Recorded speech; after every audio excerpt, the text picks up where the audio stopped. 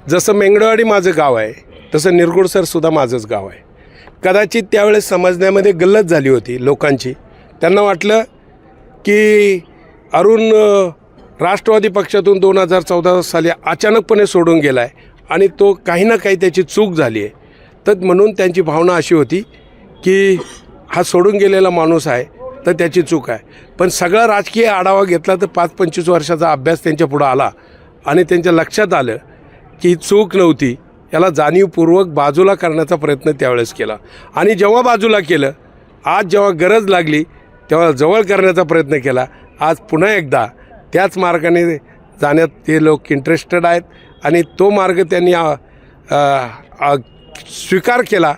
म्हणून निरगुडसरच्या जनतेला असं वाटतं आहे का आमचासुद्धा लोकप्रतिनिधी आमच्या सुखदुःखात अडचणीत उभा असणारा असला पाहिजे, म्हणून त्यांचा प्रयत्न आहे. यावेळेस निरगुडसरची चिंता करू नका.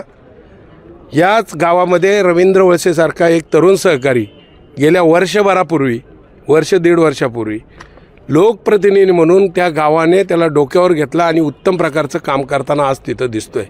सगळ्यात निवडून येणं, ताकदीच्या पुढं निवडून येणं सोपं नाही, पण लोकांनी घेतलं. एकदा लोकांनी ठरवलेलं आहे. लोकांनी यावेळेस ठरवलं आहे या तालुक्यामध्ये किंवा या गटामध्ये जे उमेदवार आहे ते कार्यक्षम, कर्तबगार, क्षमतावान असावेत, प्रामाणिक असावेत. राजकारणासाठी किंवा सत्तेच्या मोहासाठी काही खोटं बोलणारे असू नये ही गोष्ट त्यांनी मनाशी बाळगलेली. मला